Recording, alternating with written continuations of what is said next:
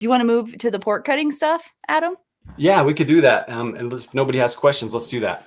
So I think one of the important things to understand if you're going to use a knife, this is something I learned from Michael Janich of Martial Blade Concepts, is that you need to be able to quantify what that knife will do.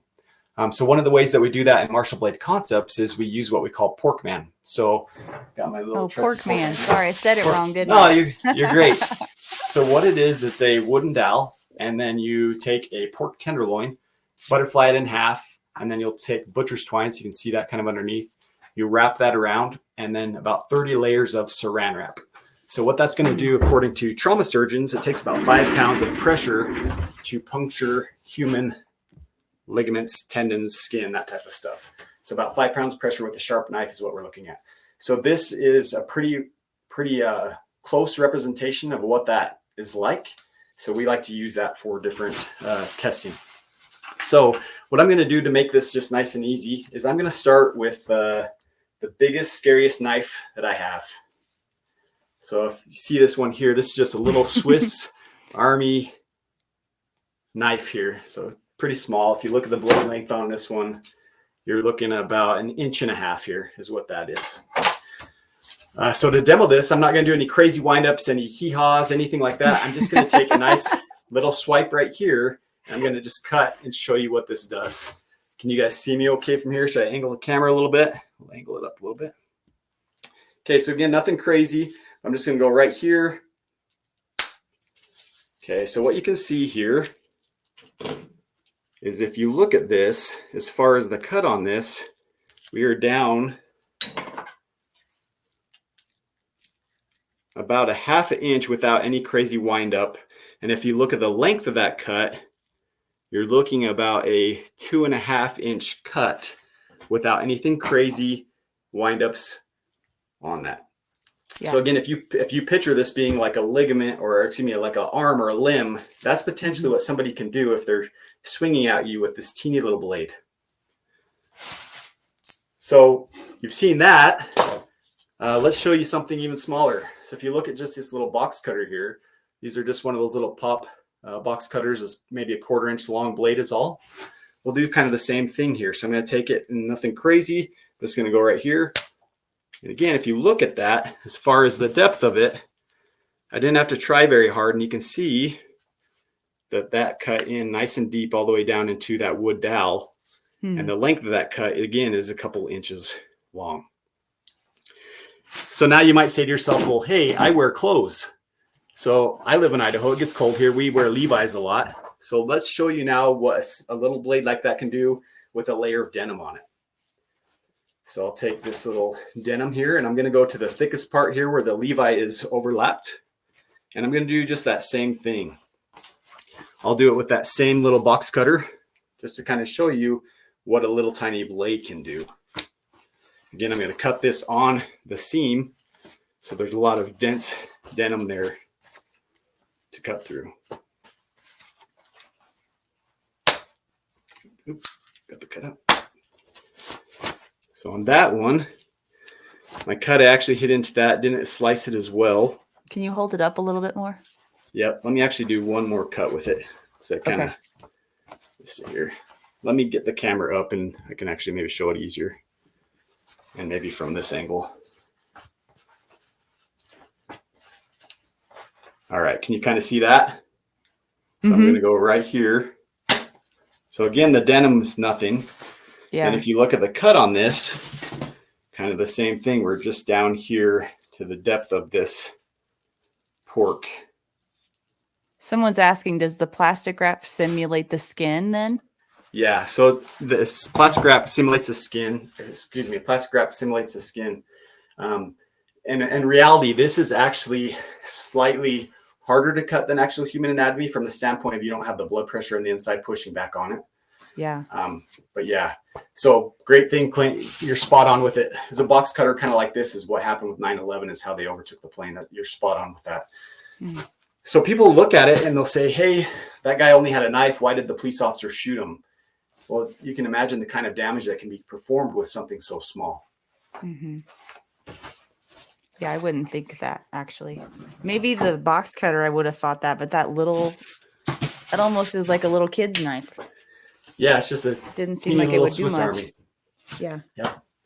So now let's just for fun, let's look at some normal size knives. We won't go too much in depth on this because I don't want to necessarily talk about knives all night long.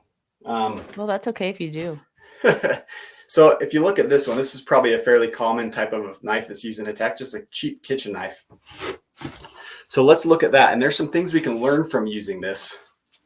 As far as slicing with this, if I go right here, again, I'll just go on this denim and I'm going to slice down through it.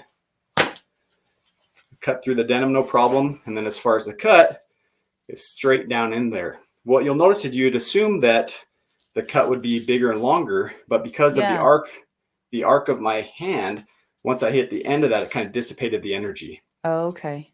So where a knife like this really shines is more in a stabbing motion.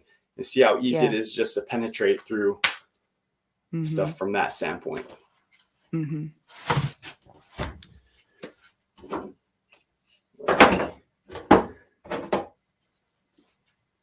Let's talk about blade geometry real quick. We won't go too much depth on it. If you look at something like this that has this kind of curve back into it, what will happen with this is as we make the cut, again, kind of right there, just going to cut, nothing crazy, just right here. But what you'll see with that nice deep cut, and then when I went here, I actually caught into what would be like the bone. So the hook of the end of it stuck in. And this cut is all from just leverage down. So from the standpoint of using something like this, there's a potential that it's getting caught or stuck onto things because of that big hook. And then if you look at something maybe more like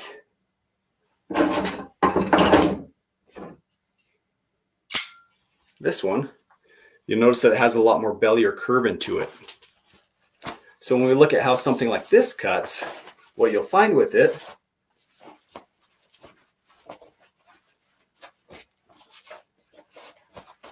so go kind of right here. You can see it right there. All right, so I'll cut right here. Again, no problem there with that. Can you hold it up? There we go. Yep, there's that. And then as far as the cut, I'm right here. So it's kind of a more shallow cut. And the reason for that is once I made a pressure here, just like a skinning knife, you've got a big belly or curve on it. So once I hit the end of that, it dissipates the energy and then it slides off. So the depth of that wasn't as deep or as long because of that big belly or that curve into it. So then what do you want? Something in between then? Yeah, so if depending on the type of knife use you're going to use, if you're going to do more of cutting, like then maybe you look at something more like a box cutter. So the shape of it, if you look at this, is one of the first knives that I designed here. And you'll look at it and it looks like it's kind of like a big box cutter. This is called a Warncliffe. And the idea behind it is as you apply pressure from here, the pressure gets stronger and stronger and stronger all the way to the tip. So what you'll find with this, if you cut with something like this, right there. If you cut with something like this, you'll notice that as I'm cutting, that energy is amplified all the way down to the end of it. So the cut goes all the way there. I actually hit the bone, stopped into it, and I hit that big cut right from there. But it doesn't hook onto it like that other one did. Right. So let me see if I can do it from kind of here. So again, you can see the depth of a cut like that. Yeah, that's pretty crazy. So Adam, if I can jump in. So that curved knife blade, right? So that's not so good for stabbing if you have to, where the one you designed that you just showed can do both. It can go deep, but it also can be more of a stab tool if need be, correct? Right. Yeah. So the idea behind the blade geometry on this, again, is that cut goes deep, but also if you're going to thrust, what happens with this is Mike Janisch did some testing years ago with this style of blade. He did a bunch of tests on all different types of styles. And what they would do is they'd put it up on an arm and there's a big piece of styrofoam and they drop it from the same height and it would swing and hit into the styrofoam. And so they're trying to quantify and decide, hey, what type of blade works best for penetration? And what he found is when he was doing something with a Warncliffe like this. What's that called again? Warncliffe? Yeah, Warncliffe. I'll hold it up there so you can kind of see the angles of it. But what they would find with something like that, what would happen is it wasn't sticking. All the other knives would go and they'd stick in a couple inches. He's like, that's kind of weird. And when they slowed down the camera and looked at it, what was actually happening is that ramp would actually open up the channel, make it bigger, so it would go all the way in and bounce all the way out. So the knife is able to penetrate deeper because of the blade geometry on it. So again, for thrusting and for cutting, it's a great blade geometry.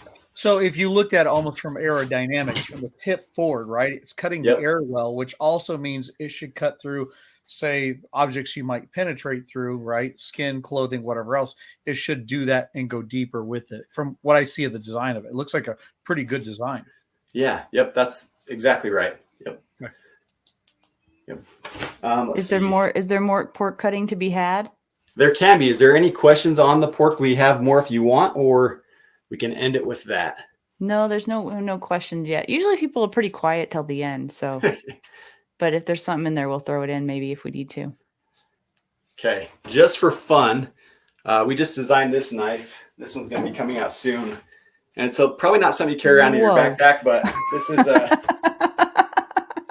knife that I was going to be on a TV show a few years ago, and I worked with Tops Knives, and basically this was to win the show, and they're going to put this in production this year. So if you're interested in a big knife, let's show you what this one does. Wow. Stand back because limbs are flying on this one, but I'm just going to go right here.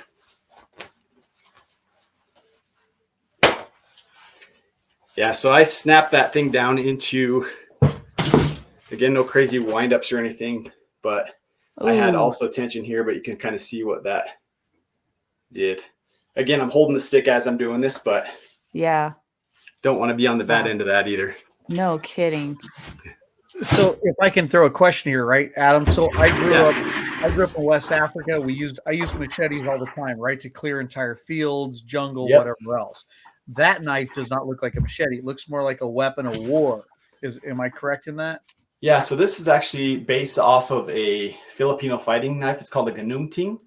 And the idea behind it is if you look at, I keep getting the blade wrong, but if you look at most like long blades, when you thrust with the long blade, the thing is the blade is going to be kind of pointed up. So if you're targeting here, but you're at a hand angle that goes up this direction. What this does is because of the curve on the backside is wherever you point your hand is where you stab. So you'll thrust in that same area. Also, because of the weight on it, it's really good for like downward thrusts and cuts. These were traditionally used by Filipinos for clearing forests, kind of like a big machete would. But anyway, I'm kind of excited about that one. You should be. No, Are those available for purchase, or what did you say about that? They're not yet. They'll be out probably, I would guess, in about a year. Blade Show is this weekend in Atlanta, Georgia, and they're going to actually show it for the first time there. So cool. Wow.